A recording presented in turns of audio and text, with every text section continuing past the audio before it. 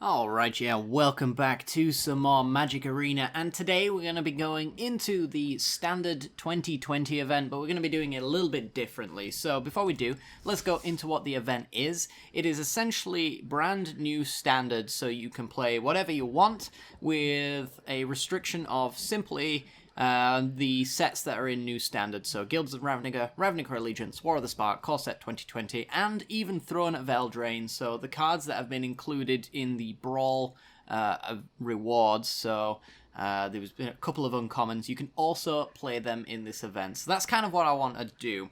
What I will say as a quick disclaimer is the deck that I am playing is more of a proof of concept than an actual deck I would recommend playing in this event. It is definitely not up to par when it comes to an event like this, because we actually have to win 2 wins in a row before we even get any rewards, and the reward isn't even that good. It's only 200 XP. Why it's not 250 is to be decided. I don't really know why. 250 has been the reward minimum for everything else, so I'm not really sure why it's 200 now, but it just means we've got to get some extra wins, which means you should probably be playing tier 1 decks, and that's exactly what I expect in this particular format.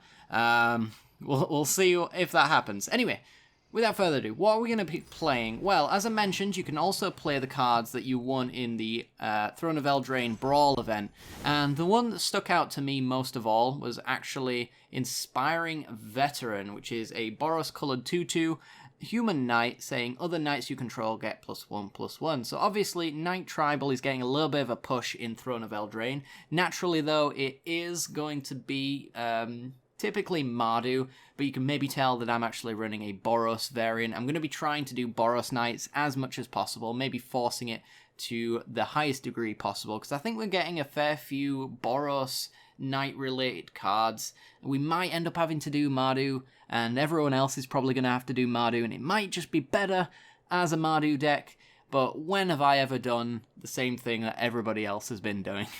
But there you go. Right, what are we going to be doing though? We're going to be playing a Knight deck. I have some filler cards in here, of course, so you can see like the Hero of Precinct 1 and the Glass of the Guild Pact. I'm going to be swapping those out for a few different cards in Throne of Eldraine. As of the recording of this deck, we've only got a fair few inclusions on Throne of Eldraine that I can't run, so the only actual Throne card that I can run right now is Inspiring Veteran. However, I want to go through some of the changes that would automatically be made as soon as Throne of Eldraine comes out. Things like Justice Strike, although I might keep 1 or 2 copies of this card, I actually want to be swapping them out for the card that was spoilt today, in fact, which is Joust. 1 and a red for a sorcery. Choose target creature you control and target creature you don't control. And then your knight, if it is a knight, which hopefully it should be, gets +2/+1, and then you get to make those knights fight each other. So in theory, our creatures should be aggressive enough and big enough to fight whatever's in front of them and hopefully clear the way that way. So that's going to be the idea. You may also notice we have no Clifftop Retreats, and that is because that check land is actually rotating out of standard next time around. So we don't have Clifftop Retreat. What we do, however, have is, what's the card called now? I think it's like Training Grounds or something like that. I don't think it's called that. I'll pop it up on screen anyway. It is a wonderful little land that adds colourless or Mardu colours to play knights or equipment spells.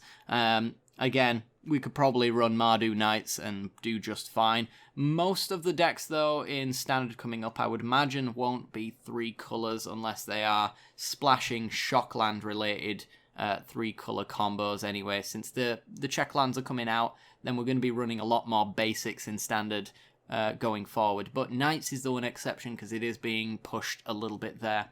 We also have the Circle of Loyalty as well, which is 4 and double white. Hopefully going to be 2 white if we're playing it correctly, because it's a legendary artifact that says this spell costs 1 less for each knight you control, and creatures you control get +1/+1 when it's in play, and whenever you cast a legendary spell, which does include itself, which means we can get around that legendary ruling a little bit there. It says whenever you cast a legendary spell, you get to create a 2/2 white knight creature token with vigilance, and you can also pay 4 mana and tap it to actually make another white creature token with vigilance. So we can add to the board.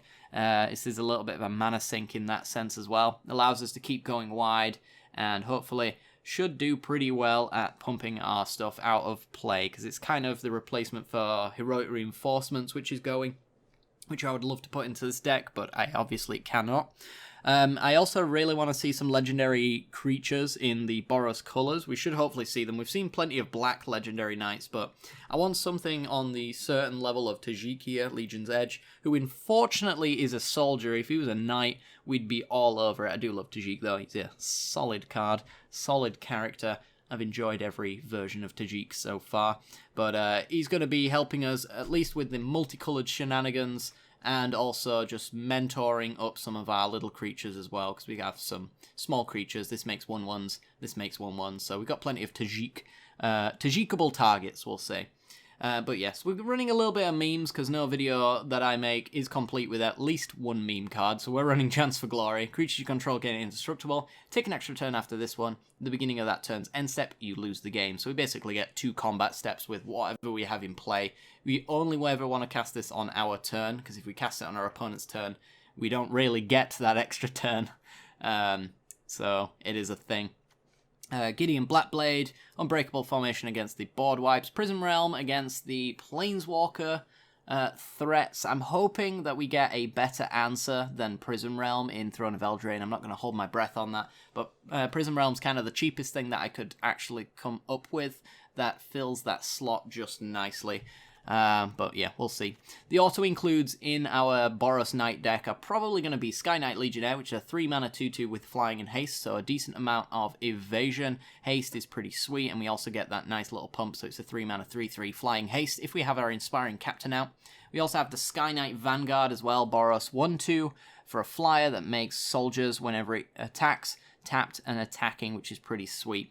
We do have Footlight Fiends and Lawrune Enforcers in our 1-drop slot. I'm hoping that we get some more 1-drop knights. We did just have one called Venerable Knight, which is a 1-mana 2/1 that when it dies you put a counter on a knight you control. So one of these cards, probably the Footlight Fiend, is going to be swapped out for the Venerable Knight, no doubt. But for now, this gives us a little bit of reach over our opponent. Maybe if we need to fill out that last little point of damage, we can suicide our Footlight Fiend into our opponent and deal that 1 point there. And Lawrune Enforcer allows us to get rid of the big creatures in the late game, because right now we don't really have the aggressive package we need to almost guarantee that we stay into the short game. So, you know, this gives us a little bit of an edge over that. But yeah, the deck basically speaks for itself. I'm not expecting this to do anything too amazing against our opponent's tech tier 1 net decks, but you just never know. It's more of a proof of concept, so bear that in mind.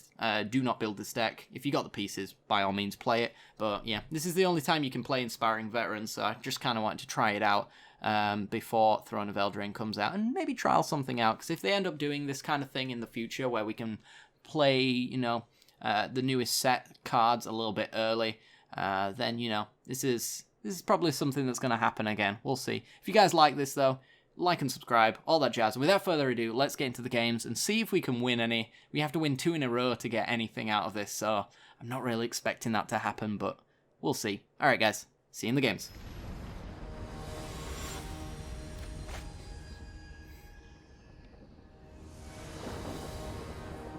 Okay, we're in, and we got the Multicolored Matters hand, Lawrune Enforcer on turn 1 into probably Sky Knight Vanguard, get this going as soon as possible to make those soldier tokens, and from there we just hope that we draw a land, otherwise we're just gonna probably Veteran or Glass. We'll see which one. I mean, both of these only pump up 1 by turn 3, so we'll see. As I mentioned, some of these cards are just basically filler. I probably will not be including like Glass of the Guild Pact in the deck. Everything should hopefully be a Knight as well, and therefore Enforcer probably won't be in that list either.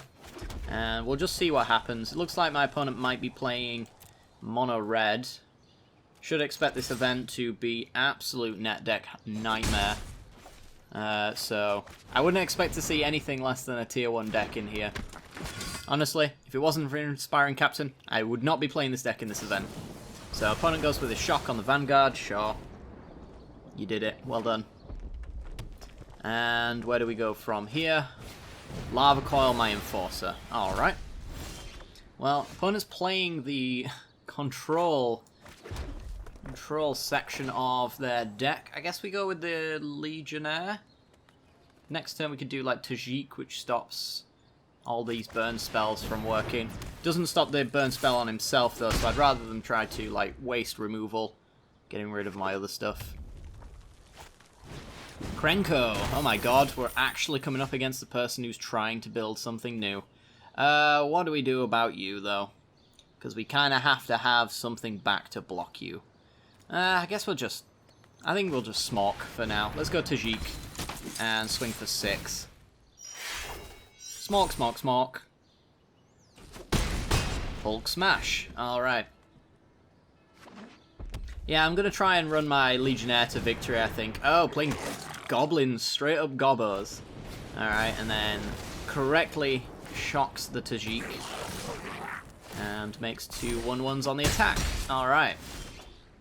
So what we want to do is pump this Legionnaire out of Lava Coil range. Maybe even do the same for like the Vanguard. So do we actually go with... We could do like Glass Vanguard or something like that. I think we definitely like play Glass. I'm wondering if I want to get him out of Lava Coil range. Or if I just want to get down the Vanguard. Maybe for 1 turn it's fine, just so I can set this up as an attacker in the air. And then pump later. Yeah, sure. This even gives me a blocker for the Legion's War Boss. Maybe encourages them to use a little bit of removal just to push it through. Which is removal that's not going to be used at my face, more importantly. So if they want to all attack, I'm going to be able to keep that 1/1. But they do have the Lava Coil. Choosing to do it onto the non-4 toughness creature. Fair enough. Not many turns left to go before we're in deep doo-doo. One might say we're already there. Alright, well, let's play the Inspiring Veteran. Pump up the Legionnaire. Let's get the Law Rune Enforcer out there. And swing for 5 if we're not dead, which I'm pretty sure we are. And we win next turn, but we're probably dead. It's very hard to see an outcome where we're not just dead. Maybe if we had like the Law Rune Enforcer to tap down the Krenko, that might be worthwhile, but yeah, it's just not good enough. Pumps, pumps, pumps. Blocks, blocks, blocks. Dead, dead, dead. Alright. Well, you know, didn't even beat a tier 1 deck with this thing. It is what it is, I suppose. I wasn't expecting greatness. But, you know, we kind of got close to winning, so, you know, let's go for another game, I guess.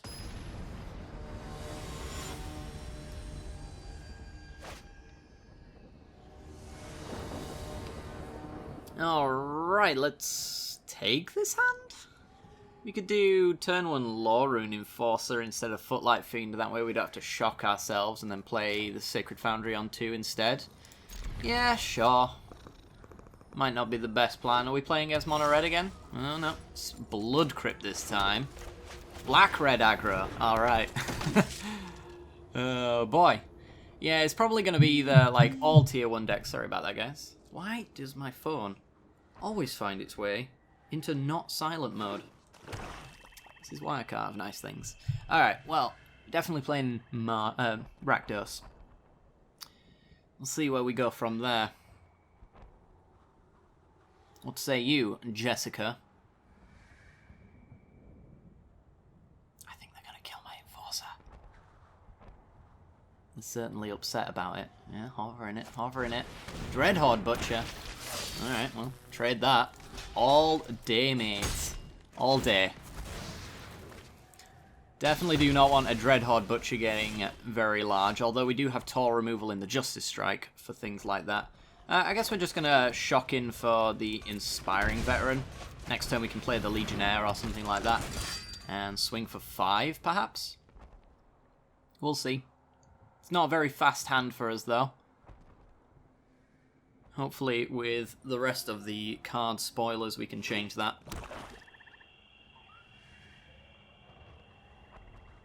An opponent just passes. We do get Tajik, which is not a not a knight, but it is a good card. And can get around some burn spells. Also stops the non-combat damage dealt by Dreadhorde Butcher, so we could potentially get them that way. I think I'm going to lead off with Tajik. See if they got the removal now for the Inspiring Veteran, or if they just want to use it on Tajik, which is fair.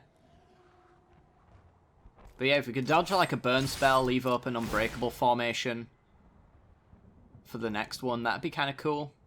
We'll see how it goes, though. I don't really imagine they don't have removal here. And they've got black mana as well, so the argument for not just running things like Cast Down is not really justified. We'll see how it goes, though. The Devil. Yeah, there you go. Ooh, new animation. Ooh. Cute. Very cute. We can still swing for 6 next turn, though. Or just 2, if my opponent wants to remove some stuff. So be it. I guess the best draw for us at that point would just be a land for the Footlight Fiend, but it's not ideal. Land for the Footlight Fiend and then like Glass the Guild Pact or something like that. Just to pump these guys up. Since one of them is a knight and the other one isn't, I don't really want the Inspiring Captain for that. Chandra's Pyrohelix. Okay. And tap land for our opponent. Well, our dream is coming true. We do actually get the Footlight Fiend down. And the Legionnaire. Opponent's playing Rakdos Control at this stage. Yeah, if we could dodge, like, some more removal, that would be fantastic. But the way that this game has been going so far, I highly doubt that's going to happen. Yeah, already eyeing up my Legionnaire. I'm just trying new things, opponent. Leave me alone. Leave me alone. Spawn of Mayhem. Well, that can get Justice Striked very easily, and we get to leave open Unbreakable formation as well. So let's murderize that. You have been murder-deathed. And let's get swinging. 3 to you. You could use the Unbreakable formation for an extra 2 points. I don't think it's worthwhile. I think I'd rather use this to just get removal out of my opponent's hand. Unless, of course, they put something in the way that I need to actually pump my creatures up. But I could actually wait until I've got more creatures in play, some more 2-drops and things like that, and therefore this addendum will actually get more value. There's Legion Warboss. Okay, not ideal seeing you. Because I'm kind of incentivized to completely ignore you.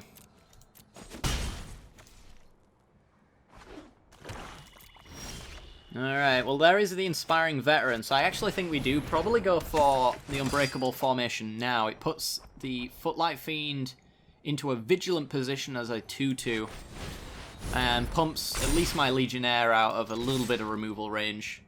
I think that's probably the most value we're ever going to get from the Unbreakable formation. We even have blockers back for the tokens, and for the Warboss, so solid spot. If they play another Spawn of Mayhem, we can go right through it with our Legionnaire as well, in theory. Bit of blowout potential if they kill my Inspiring Veteran, which it looks like they've got their eyes on doing that. Best draw for us now is, I think, Glass of the Guild Pact. Since we're out of card advantage, like Hero Precinct 1's not going to be very good. I could see an argument for Gideon being pretty good. Tajik doesn't really get any of the pumping, so he's only going to be actually putting a counter on the Footlight Fiend, which is not terrible. You can even give him First Strike on the attack. I think a Chance for Glory, if we get to keep this board state, is also going to be pretty good. Honestly, that might win us the game.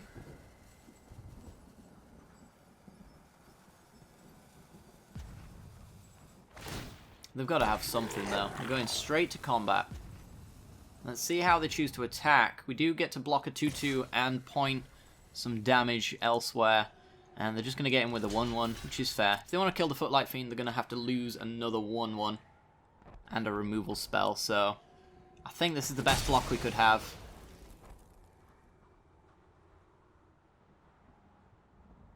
What have you got? Nada. And we get a Prison Realm, which we can use on the Legion Warboss. Allows for a pretty clean attack over at our opponent. We've got to assume that they have more removal, but I think Prism Realm right now gives us the extra scry as well, so we can get a decent top deck. We can decide, based on if our creatures would die, what kind of card we want to actually see. So let's get rid of the Legion Warboss.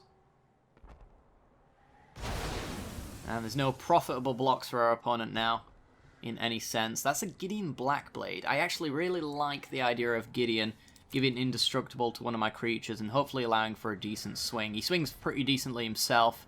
He'll be 5 power as well, so Spawn of Mayhem won't actually be able to kill him, although if you have 10 or less life, then it would be a 5/5. Interesting. So he would be able to actually do some decent stuff to Gideon, but I think it's still a good card to put on top anyway. I think we'll take it. Alright, all attack for us, and we are pointing 7 points of damage through blocks at our opponent. Well, 6 points. We blocked the veteran. They got the Bedevil for the Legionnaire, and it looks like they're going to be taking 2 damage here. Okay. So they're down to 5. We still have a lethal amount of damage on board. Gideon's on the way. Opponents used 2 Bedevils so far, so the actual removal for Gideon should be a little bit thin. Are they actually, it just feels like they're not running any sort of threat. Maybe because we just dealt with it so easily. It is what it is. Gideon is actually a soldier. I feel like he should be a knight, but I guess, like, he is literally a soldier. He's always been a soldier. I'm not sure. There's a Knight of the Ebon Legion. Okay. Well, we're going to go with the Gideon here and give Inspiring Veteran Indestructible. Since that's the most damage they can block, it's the most likely to block spell here. So, Indestructible for you. And if they want to attack Gideon with the Knight, which they are more than welcome to try and do, then it's going to tap them out and hopefully lead to some decent attacks on the following turn. So they can do a block and activate. And that's putting you at 1. Because I get to point 1 amount of damage there. And I have 2 attackers, and you're on 1. And they're both indestructible on the attack, basically. So we're going to need something good here. They could easily come back from this. All we need to really do is find a Footlight Fiend and have it be blocked to actually win the game outright. But, you know, I could see a world where they kill my Gideon and deal with my Inspiring Veteran just fine. And maybe come back and stabilize. Does this have to... It's a player loses life, right? Yeah, if a player lost 4 or more life. So if they use the Knight to deal the damage to Gideon, they're not going to be pumping up the Knight either. So coming up my face for 1, and then for the 5 mana they've got available, it's going to be Light Up the Stage, digging for answers, and all they can find is a Dreadhorde Butcher of no. They can go up to 2, which is, I think, irrelevant at this point. Since I'm already swinging for lethal, even if they were on 3. So they need a blocker and a removal spell at this point. So it needs to be a black creature, presumably, to block. There's Dreadhorde Butcher to block, but it's not going to do it. Good game. And we were going to give Indestructible just to be on the safe side. But it is what it is. Alright, we managed to get a game there. It was a little bit slow towards the start. I can see how we might struggle a little bit with aggro. So we need, from Throne of Eldraine, a few more aggressive pieces. Maybe some hasty knights. I do want to see some legendary red or white knights as well. Purely for our Anthem effect, which is missing something right now. Currently Tajik is in that place. Maybe he stays in that place. He might be one of the few non-knights in there just to trigger that spell, since he would actually still get the +1/+1 effect from it, and he would make us a knight when he enters off of it as well. He just wouldn't actually contribute to the cost reduction on our Anthem effect, so, you know, we still need something like that. But let's go for another game, shall we?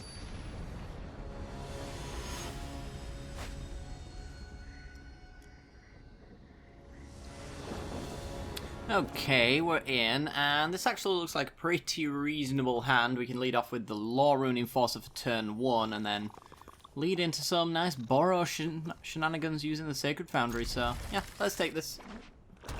And we draw a Justice Strike. It looks like we're probably going to have to be shocking ourselves. Opponent on Mono Black, wow, okay. A surprisingly small amount of people are playing Tier 1 decks. Colour me surprised. Really didn't expect that. Let's get down the Sky Knight Vanguard and swing for 1. Yarrick's Fenlurker can activate for 3 to get +1/+1. It really doesn't do anything once it's out. Opponent with the Murder. Yeah, this is a budget-esque homebrew, if I had to call it anything. Do we get down... I think we get down Glass and Footlight Fiend. That way we can do the Legionnaire with haste the turn after. And we still get ourselves a 2/2 that we can point damage elsewhere. I'm happy if they've got another Fenlurker to discard this Justice Strike. If it means more aggression. Yeah, okay. Must Smork. No time for removing. Alright, and then they can't attack because my Footlight Fiend, so pretty good there. We got another land. We might as well play everything just in case they got another Fenlurker. So, let's just get going. 2 or greater, so I could tap down these Fenlurkers. For that reason, I think I'm going to get in with these two, leave back the Law Rune Enforcer, and if they go for like a pump, I could maybe tap them out. We'll see how that works out for us. If they play like a flyer, we can get that out of the way. Okay. You know what? You can have that. Help yourself. And then play something. Cry of the Carnarium. Boo hiss. Boo hiss. Alright, well, we keep our Sky Knight Legionnaire around and get ourselves a Hero Precinct 1. Yeah, I was kind of hoping they'd follow up with a creature there that we could tap down. But a board wipe is definitely a thing. Audacious Thief, and we draw a land. Okay, well, they are going to get the Thief in. I could trade it off, because it's going to be drawing them loads of cards, so I don't expect Hero to survive defending, and I also don't expect to draw anything good. And this can replace itself if it even gets 1 attack in, which I think I'm encouraged to never let happen. Let's get down the Footlight Fiend as a 2/2, and we're keeping up the pressure. Opponent passes. Yeah, it looks like not giving them any good things to do there was definitely to my benefit, because I actually win by the looks of things.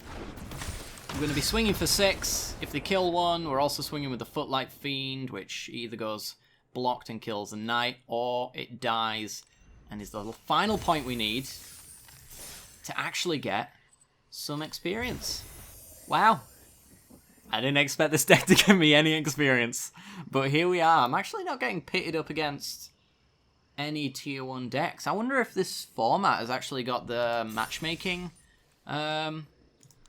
protection, you know, where it actually sets you up with a decently matched, which never works, mirror match kind of thing, you know? If I play my starter deck, I get pitted against other people with starter decks. Not entirely sure if that's the case, but it seems everybody's been playing some budget lists. I'm terribly surprised. One of the things I don't like about this current format is actually that once you lose, it makes you leave to the main menu to actually come back in to start it up again. Very strange option. I know it's part of like their default event structure, but I feel like something like this where it's just basically go back in, go back in, go back in. If you lose, start again kind of thing shouldn't really take you out of this screen at all, but it does.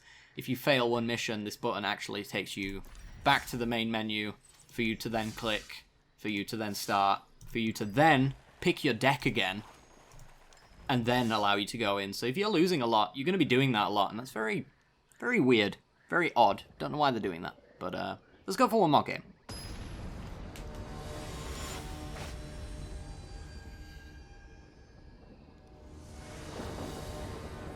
Alright, we're in, and we got a turn 1, turn 2, turn 3, turn 4 drop, so yeah, let's just do this, shall we? Oh, I'm so tilted. So tilted. Just lost like half an hour worth of footage. Arguably my best footage as well, which is very upsetting. So, you know, gotta play more anyway. Without further ado, let's keep going, shall we? Oh, I'm so annoyed. Alright, so it looks like it's going to be Scape Shift. But maybe Gate Shift specifically, who knows? Alright, well, I'm going to go with Tajik here. I think if they've got, like, Gates Ablaze, then we definitely want to be protecting our board state using Tajik. And let's pump up the Sky Knight Vanguard, I think, with Tajik's powerful Magic the Gathering abilities. And pass them up. We want to go for the Vanguard, because if we ever find our Inspiring Veteran, then it will pump... Yep. Get wrecked. It will pump the Vanguard out of range, and then, obviously, troublesome things will happen. Oops. Indeed, opponent, because this is happening right now. Get out of here with your net deck. Beautiful. Alright. Tajik is a powerful card, and that's one of the reasons why I think that Tajik might actually remain in the main after Throne of Eldraine comes around. Even though he's not a knight, he still is pretty effective. You just never know. Maybe he's a sideboard option, I'm not sure. But anyway, let's go for another game, and hopefully this footage isn't corrupted, because that was pretty cool.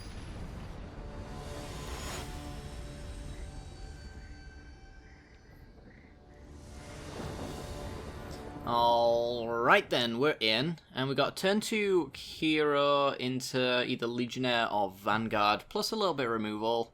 It doesn't have a turn 1 play, which I would really like, but, you know, we can take this one. I mean, our turn 1 play is tap Sacred Foundry, so I accept it. Oh, I forgot to put my sleeves on. These sleeves are sick, by the way. You get these as the pre-order bundle for Throne of Eldraine. I think they're really cool. They make me giggle. Alright, tapped, Sacred Foundry, say go. See what we're going up against. Overgrown Tomb, so it could be Sultai, perhaps. Footlight Fiend's pretty good, actually. It means that we can play Vanguard and Fiend and get 2 1/1s out of it, so that's pretty sweet. Likelihood is that our opponent is playing a net deck that doesn't have board wipes in it. That would be my guess. Alright, so let's go with the Footlight Fiend, make a 1/1. And let's go for the Vanguard, make a 1/1. Now, officially, I think the best card for us is Unbreakable Formation, because it just puts so much power on board. But we do have the Legionnaire to make another 1/1 and keep swinging. Don't really have the Knights to make Inspiring Captain work right now, but, you know, you never know. Cry the Carnarium would be really grim. But yeah, I don't think this is going to be a deck that runs it. I'm pretty sure this is like Sultai, Scape Shift, something like that. So I think we probably want to go with the... Well, actually, what we'll do is we'll hold up and Justice Strike, because if they want to block here, then we can save the card. I imagine they're not going to do that, and we can actually remove the Risen Reef value at instant speed anyway, since this is actually an ETB effect. We can know in advance whether or not we should actually Justice Strike it. And yep, that is Justice Strikeable. So let's make a 1/1, kill Risen Reef, let this resolve, make a 1/1, play Legionnaire, and then swing for lethal. Pretty good. Alright, that was... That's pretty good. Sultai Elementals are going as well. That's obviously going to be a deck that we see quite a fair bit of. And we got 2 wins in a row. So I get 200 XP. Damn. Damn, I didn't expect that. But here we are. Yeah, I think we've got 2 more weeks of the weekly XP as well. So there's about 3 or 4 levels per week on the mastery of that. So 3 or 4 levels is, you know, around here, maybe about here. I'm wondering how much I actually have to play this event in order to get to level 100, because I do really want this exquisite sleeve, because I think it looks pretty cool. It's not going to let me really take a good look at it, though, without accidentally purchasing. I thought they'd gotten rid of this, actually. It's not down here anymore, but it sure as hell is right here, and I'm not sure why anyone would pay money for that, but, you know, it is what it is. But yeah, I hope you guys enjoyed this one. If you did, you know what to do. This deck, it did alright actually, surprisingly. I still wouldn't recommend you play it. I think I got lucky with my matchups and with my opening hand, but I think with the right amount of knights in the early game, we can really make the veteran work. We'll probably be dumping a lot of the slower cards that are in this deck already anyway. Chance for Glory obviously being the meme-tastic addition, of course. And then a mana gets fixed as well for the new 2020 core set event. So yeah, it's alright. It's alright. I think once we add those cards in, we've got some decent aggro matchups. But let me know what you think down in the comment section below. If I do end up coming back to this deck, depending on the spoilers that come up after all of the stuff that we've already seen today, I'm hoping that we get a white legendary knight. That would be pretty cool. Other than that, though, I'm sure we can get some white legendaries just the same, because we already have like Gideon Blackblade. I might want to consider keeping him in here anyway. For the Circle of Loyalty effect. It's pretty sweet all the same, although he is not a knight, so there's no cost reduction there, but it is what it is. It's still a trigger to make a 2/2, which is pretty cool, you know. I'm excited to see what this deck will do when the new standard format rolls around. I'm not sure if it's going to be particularly good. I'm sure Mardu Knights will be better, but I'm excited to do more interesting things than what everyone else is doing, so, you know. Keep powering on with all of your brews. Don't let the net decks bring you down, because clearly we can still eke out a couple of little wins in that event, even though it's supposed to be Tier 1 Nightmare Town. But yeah, without further ado, I'm going to end off this video anyway. If you have enjoyed the video, then make sure to hit that like button and subscribe as well for some more content in the future. That's a free way to support the channel. I greatly appreciate it. Hitting the bell icon as well will also give you notifications when I go live in the future. If you want to support the channel a little bit more, consider subscribing on Twitch or by the Patreon. Link is down in the description below for both of those. If you should choose to do so, greatly appreciate it. But yeah, other than that, guys, thanks for hanging out with me today. And I will see you all next time for some more Magic the Gathering Arena coming tomorrow. Take care, guys.